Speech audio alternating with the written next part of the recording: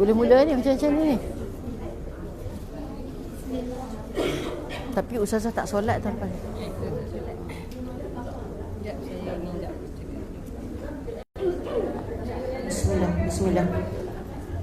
Bismillah. Agak-agak kalau ustazah mula ni nak tersedak ke nak tercekik tak?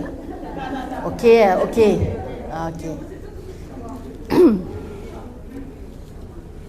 Baik, sebabkan masa pun berjalan, ustazah mula. A'udzubillahi minasyaitonirrajim. Bismillahirrahmanirrahim. Assalamualaikum warahmatullahi wabarakatuh. Semangat sikit perempuan. Assalamualaikum warahmatullahi wabarakatuh.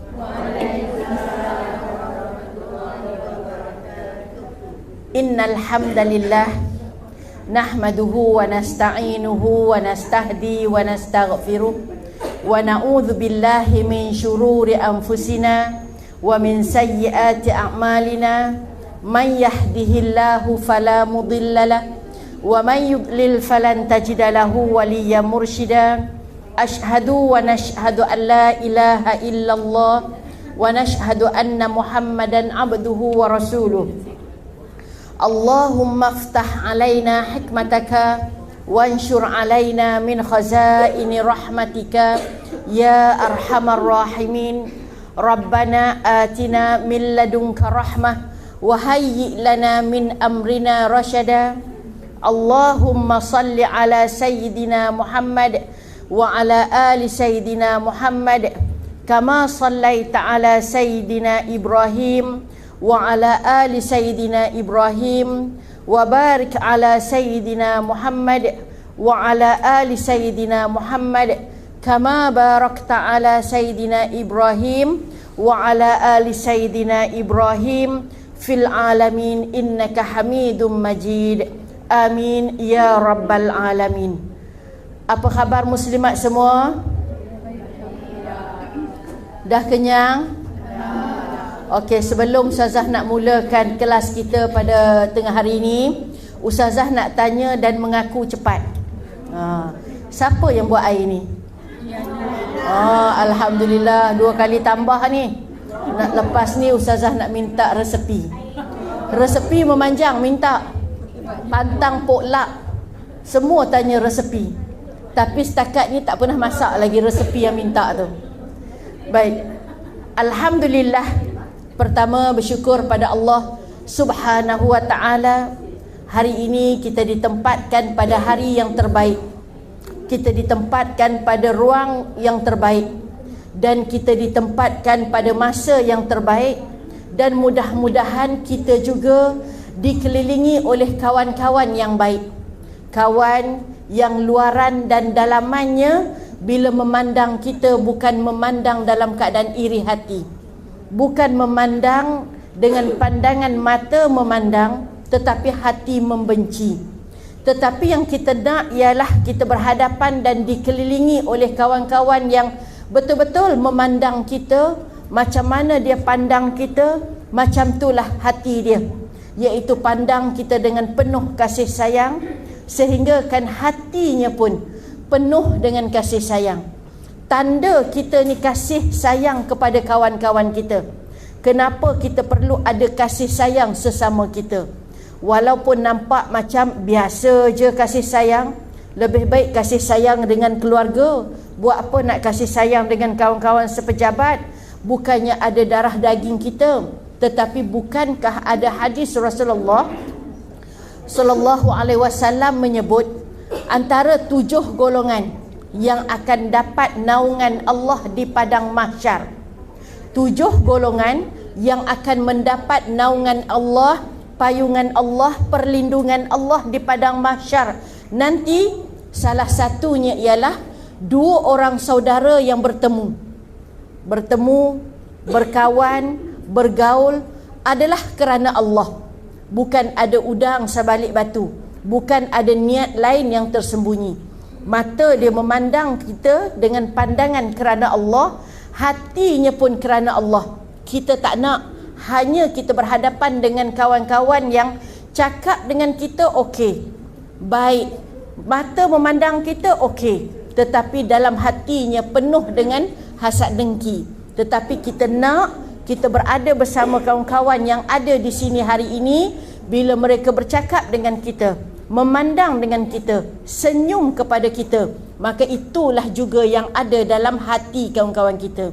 Jadi untuk mendapat kawan-kawan yang macam tu, yang baik kerana Allah, iaitu kita kena berada pada majlis yang baik, kita dikelilingi dengan orang-orang yang baik, maka mudah-mudahan kebaikan itu akan sentiasa dekat dengan kita. Dan bila kebaikan dekat dengan kita, maka mudah-mudahan kejahatan tak nak menghampiri kita.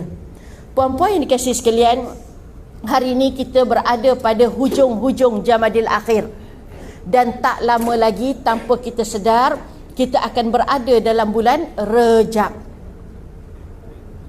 Bila kita sebut kita akan berada dalam bulan Rejab sebagai satu tazkirah ni maksudnya ialah peringatan. Bila sebut tazkirah ni peringatan, maksudnya ialah perkara itu yang dah tahu, mungkin terlupa, mungkin tak perasan, maka diingatkan balik. Maka kita berada dalam bulan Rejab. Apa yang ada dalam bulan Rejab? Bulan Rejab ini adalah salah satu daripada 4 bulan-bulan haram. Bulan haram yang mana Allah sebut dalam Al-Quran, sesungguhnya jumlah bulan haram dalam di sisi Allah ada 12 bulan. Sesungguhnya jumlah bulan di sisi Allah ada 12 bulan. 4 daripadanya adalah Syahrul Hurum. Maka Rasulullah huraikan lagi bulan-bulan haram itu ialah bulan Zulqaedah, Zulhijjah, Muharram. 3 secara berturut-turut. Maka satu lagi adalah bulan Rejab. Jadi bila kita berada hampir dengan bulan Rejab ni, apa yang kita selalu aktivitinya, iaitu diajar pada kita satu doa. Walaupun doa ni agak terlambat, iaitu doa yang berbunyi Allahumma barik lana fima razaqtana. Bukan saja je nak tengok, iaitu doa bila kita berada dalam bulan Rejab ataupun nak masuk bulan Rejab. Hari ini Ustazah bagi tahu ni mungkin dah terlambat, sebab kita ada 2 hari 3 hari Isnin depan dah kita akan masuk bulan Rejab.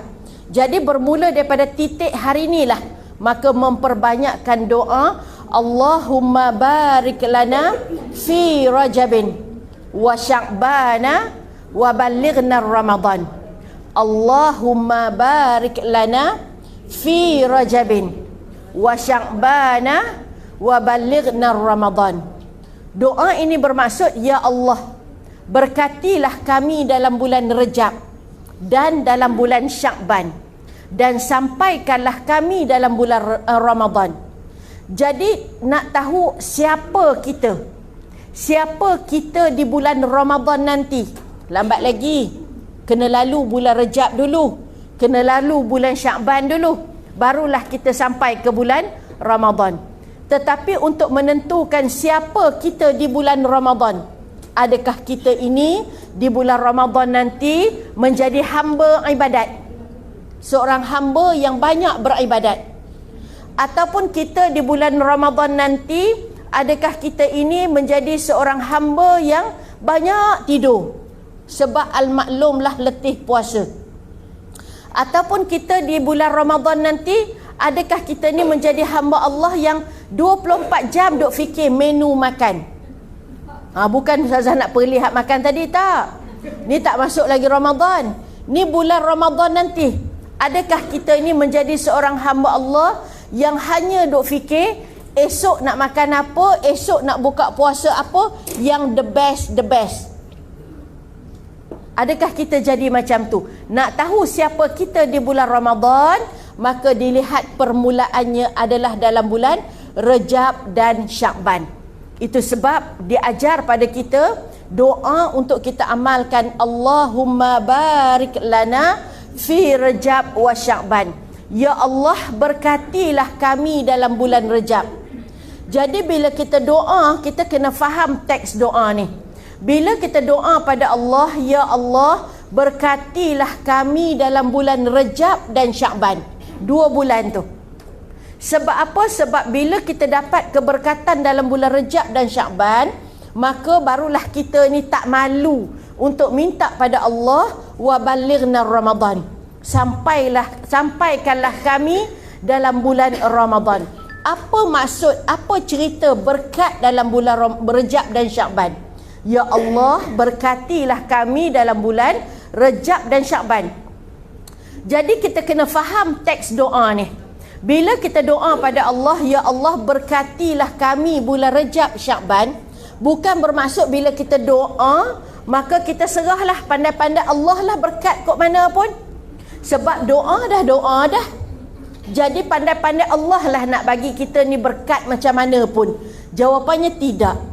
Bila kita doa pada Allah, ya Allah berkatilah kami dalam bulan Rejab dan Syakban, kita lah kena usaha supaya doa yang kita doa itu menjadi kenyataan.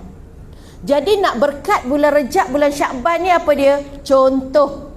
Bulan Rejab ini contoh kalau kita bercakap dalam bab baca Al-Quran. Jadi masuk bulan Rejab nanti kita kena ada planning dah. Maaf, bukan plan dalam bulan Rejab ni, dalam bulan Jamadil Akhir ni. Walaupun baki 2-3 hari, apa plan kita? Apa kita nak buat dalam konteks baca Quran?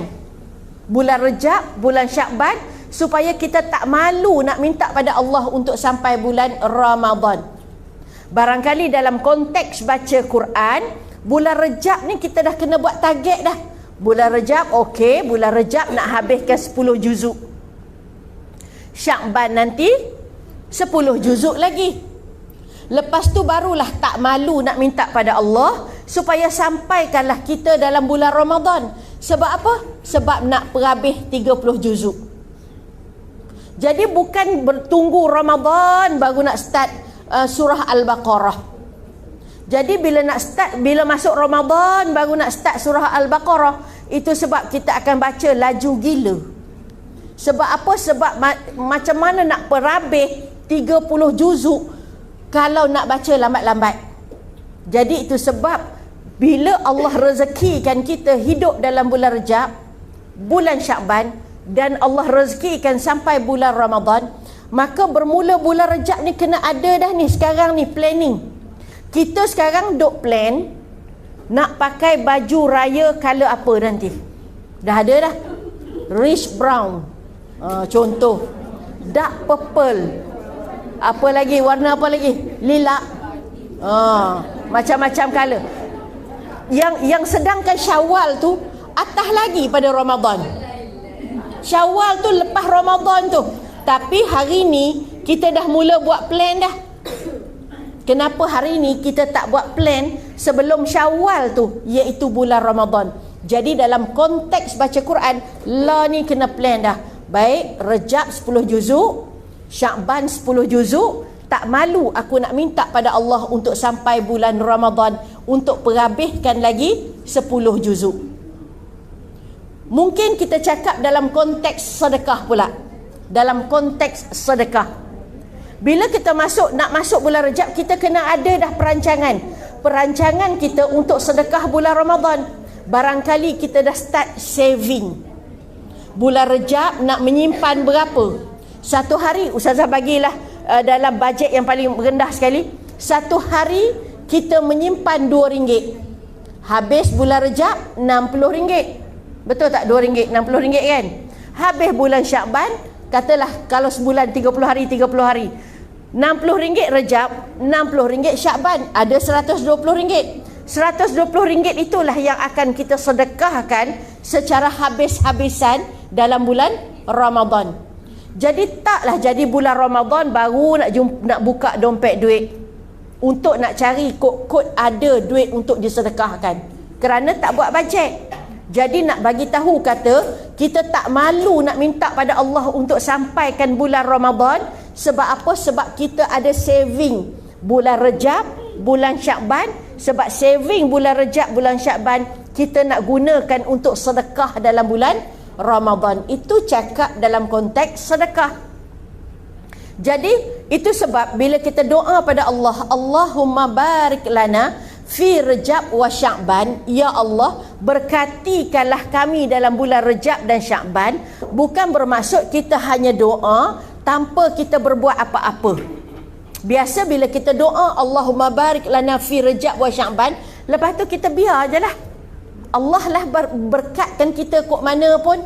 Tetapi sebenarnya kita kena faham bahawa kita sendiri yang kena menjadikan apa yang kita nak dalam bulan Ramadan nanti, plan yang ada pada bulan Rejab, Sya'ban, supaya kita tak malu bila kita menyebut wa balighna Ramadan, sampaikanlah kami dalam bulan Ramadan. Jadi perempuan, maka bermula daripada sekarang doa banyak-banyak. Di samping doa kena ada usaha. Selalu kita dengar istilah kan, doa dan usaha. Jadi doa pada Allah, tapi usaha untuk menjadikan doa kita itu daripada sebuah doa kepada sebuah kenyataan. Baik, yang kedua, mukaddimah yang kedua yang ustazah nak sentuh ialah dalam bab fidyah. Sebab kita berada bulan Jamadil Akhir berapa hari lagi dah. Lepas tu kita nak masuk bulan Rejab, Sya'ban dan tak lama lagi bulan Ramadan. Jadi selalu kita dengar perkataan fidyah. Kita dengar kan? Perkataan fidyah. Baik, bila sebut perkataan fidyah, fidyah ni apa dia? Fidyah ini ialah bayaran. Maksud fidyah dia ada dua. Dia ada dua maksud fidyah. Ataupun boleh ustazah sebutkan ialah fungsi fidyah. Dia ada dua fungsi fidyah. Kepada orang yang macam ni, fungsi fidyah dia macam ni. Kepada orang yang kategori macam ni, fungsi fidyah dia lain pula. Jadi kita tengok apa dia dua fungsi fidyah ni. Yang pertama, fungsi fidyah yang pertama adalah sebagai menggantikan puasa Ramadan. Itu fungsi fidyah yang pertama. Apa dia fungsi dia? Menggantikan puasa Ramadan. Tapi bukan kepada semua orang. Jadi sekiranya seseorang itu dia tak boleh puasa Ramadan. Tak boleh tu sebab apa? Sebab terhalang disebabkan oleh sakit. Maksudnya bulan Ramadan, bila Ramadan dia tak boleh puasa, okey? Dah tahu bulan Ramadan sepenuhnya tak boleh puasa. Kemudian bukan sekadar bulan Ramadan je tak boleh puasa, dia juga tak boleh qada puasa. Kalau bulan Ramadan dia tak boleh puasa sebab sakit, tetapi kalau Syawal dia lega, boleh pergi rumah terbuka sana sini, yang tu bukan jawapan fidyah. Yang tu kena qada. Yang ustazah sebut fidyah ni, fungsi pertamanya ialah menggantikan puasa Ramadan bagi orang yang tak boleh puasa dalam bulan Ramadan. Bila Ramadan dia tak boleh puasa, plus dengan dia tak boleh qada puasa. Contoh sakit apa dia? Contoh sakit tua yang terlalu tua, terlalu uzur. Takkan bulan Ramadan dia tak boleh puasa, bulan Syawal dia boleh qada. Maksudnya orang yang sakit tua, mungkin kita ada mak ataupun ayah ataupun nenek yang terlalu tua, tapi dia tak nyanyuk lagi. Dia masih lagi tak nyanyuk. Sebab kalau nyanyuk, kalaulah dia tu dah tua dan campur dengan nyanyuk, maka dia terkeluar daripada kewajipan puasa. Sebab syarat wajib puasa ada 3. Satu ialah Islam, yang kedua ialah baligh, dan yang ketiga adalah berakal. Jadi kenapa ustazah kata nyanyuk tu terkeluar daripada syarat wajib? Maksudnya tak wajib dah. Sebab walaupun dia Islam, walaupun dia baligh, syarat ketiga dia tak ada. Apa dia syarat ketiga? Berakal. Jadi orang yang nyanyuk tu dia terkeluar daripada kewajipan puasa, tak perlu puasa Ramadan dah. Yang ni ustazah cerita ialah bagi orang yang tak nyanyuk, cuma dia terhalang untuk puasa Ramadan disebabkan oleh keuzuran tubuh badan dia. Tua sangat, makan pun 2 suap je. Untuk dia nak puasa Ramadan memang mudarat kat dia. Dan dia pula bukan sekadar Ramadan tak boleh puasa, qada pun memang tak boleh dah. Sampai bila? Sampai bila-bila lah tak boleh qada.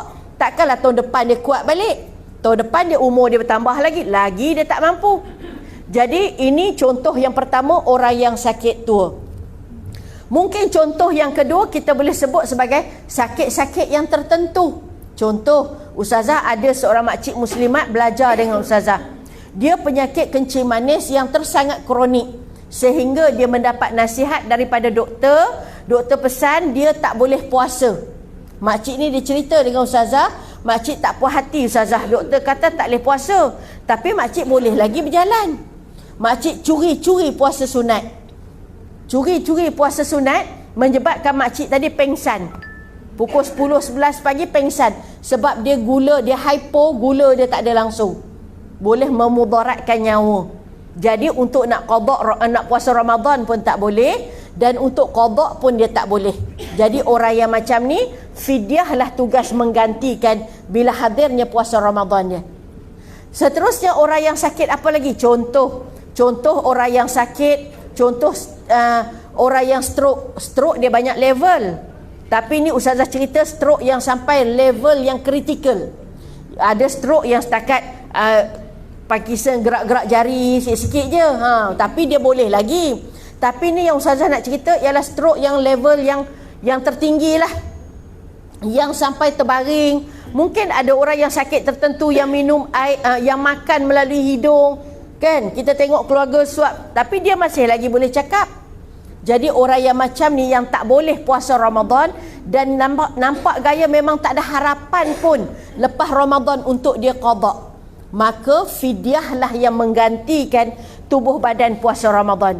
Habis tu nak buat macam mana? Okey. Kalau kita ada orang golongan-golongan yang sebegini. Ini tak termasuk ya. Kalau ustazah saya appendix kena operate dalam bulan Ramadan. Memanglah kena operate dan tak boleh puasa Ramadan. Ramadan kali tu dia tak boleh puasa. 30 hari dia tak puasa. Tapi mungkinlah lepas tu bulan Syawal ke Zulkaedah ke Zulhijjah ke, sementara nak jumpa Ramadan tahun depan tu dah sihat walafiat dah. Maka yang tu qada. Ya? Yang ustazah maksudkan ni ialah orang yang tak boleh puasa Ramadan dan tak nampak harapan untuk qada Ramadan. Jadi orang yang macam ni kita kena faham, kalau ada mak, ayah, datuk, nenek dan sebagainya, maka bila masuk bulan Ramadan, bulan Rejab tak boleh buat lagi aktiviti fidyah untuk dia. Bulan Syakban pun tak boleh buat lagi. Jadi bila masuk Ramadan, maka keluarga boleh tolong bayarkan fidyah. Sebab dia masih hidup lagi. Ustazah, kalau kami tolong qada'kan ustazah, untuk contoh nenek yang dah tua tak boleh puasa Ramadan, tapi bulan Syawal nanti kami nak puasa sunat 6 tu, kami tolong qada' lah untuk nenek ni. Tak boleh qada' sebab dia masih hidup. Qada' kepada orang yang telah meninggal dunia. Waris boleh tolong qada'kan, tapi nenek ni masih hidup. Maka nenek ni masih hidup, maka fidyahlah yang menggantikan puasa Ramadan. Caranya ialah masuk bulan Ramadan dulu. Maka bila dah masuk bulan Ramadan, kita dah memang tahu dah Ramadan pun tak boleh puasa dan qada' pun tak boleh. Ni ustazah ulang banyak kali istilah ni supaya jangan kita salah faham. Tak puasa sikit fidyah je, dah belajar dah. Tak apa sakit cekam ibu kaki, tak puasa, fidyah je sebab dah belajar. Tak boleh ni. Ini yang tak boleh puasa Ramadan dan tak ada harapan untuk qada' Ramadan. Jadi syarat dia ialah masuk dulu bulan Ramadan. Rejab tak boleh, Syakban tak boleh. Masuk dulu bulan Ramadan, maka waris boleh bayarkan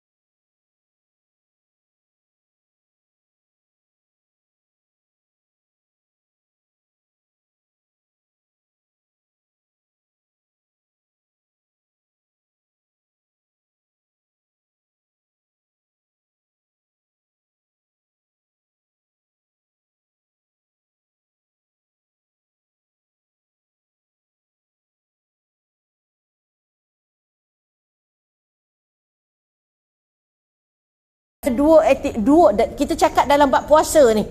Kita tak cakap dalam bab lain. Untuk arwah mak ataupun ayah, suami dan sebagainya, maka dalam kita cakap dalam bab ni, boleh sebagai seorang anak qada puasa untuk arwah ibu ataupun arwah ayah, boleh. Tetapi berapa sangatlah yang kita mampu qada? Hak kita sendiri pun tak berapa nak rajin. Boleh. Boleh. Sebab ada sahabat tanya pada Rasulullah, mak saya ada hutang puasa. Maka macam mana ni? Rasulullah kata, kamulah kena qadakan. Jadi itulah punca kuasa yang mengatakan bahawa anak boleh tolong qada puasa untuk ibu bapa, tapi satu hari seorang. Jangan pula sahaja aku puasa qada untuk mak dan ayah aku serta arwah suami, 3 orang. Tak boleh rangkum habis mak mentua, pak mentua 5 orang. Tak boleh. Satu hari untuk satu orang. Tapi berapa sangat yang kita nak qada puasa kan? Jadi dalam masa yang sama kita boleh buat secara fidyah. Jumpa fakir miskin, makcik ambillah RM50 fidyah arwah mak saya. Makcik nak ambillah RM50 fidyah, makcik ambillah RM50 fidyah arwah mak dan ayah saya. Boleh? Sebagai tanda ingat kita pada mereka. Benda yang sama. Maksudnya kita biasa budayakan macam tu dalam kehidupan harian kita. Di samping sedekah pun boleh. Tetapi ni kita cakap dalam konteks fidyah bila kita jumpa fakir ataupun miskin. Okey. Ustazah ada juga Ustazah selalu kalau pergi ke, contoh ke bank, ke Petronas, pernah satu hari Ustazah pergi ke Petronas. Tengok makcik tu jual, Ustazah perhati dia jual keropok kerepek tepi Petronas tu. Suatu hari makcik yang sama, Ustazah masuk surau Petronas, nak solat, makcik yang sama pun masuk solat, nak solat juga. Sambil-sambil tu Ustazah sembang, makcik daripada mana cik? Dia kata, makcik daripada Sabak Bernam. Umur pun Ustazah tengok dalam bacaan sekitar hampir 80. Kalau kita fikir logik akal lah puan-puan, nenek kita umur 80 ada ke nak duduk bertenggek tepi Petronas tu? Dia pun nak duduk terbaring, guling-guling kat rumah kan? Kemudian dia kata daripada Sabak Bernam. Ustazah fikir, orang Malaysia. Makcik memang duduk Sabak Bernam. Makcik lama dah memang duduk Sabak Bernam. Pun orang Sabak Bernam. Ustazah fikir, aku ingat orang Kemboja ke apa-apa semua tu kan. Lepas tu, makcik jual kerepek ni, kerepek makcik ke? Saja tanya je. Dia tetap ni kerepek orang. Makcik tolong jualkan, nanti dapatlah upah. Habis tu datang sini dengan apa? Dengan van, ada yang hantar. Tapi makcik dia hantar di sinilah. Petang karang baru dia orang ambil. Macam tu. Tak ada anak ke? Ada anak perempuan sakit, cucu ada 2 orang, OKU. Kalau kita dengar cerita tu nampak macam miskin tak? Nampaklah tu. Lepas tu nanti Ustaz nak cerita dengan logik beras tadi. Lepas tu nanti petang karang hantar sampai kat rumah, sampai kat jalan, makcik kena jalan jauh ke dalam.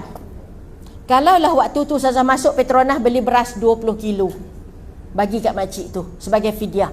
Nak makcik beras 20 kilo fidyah.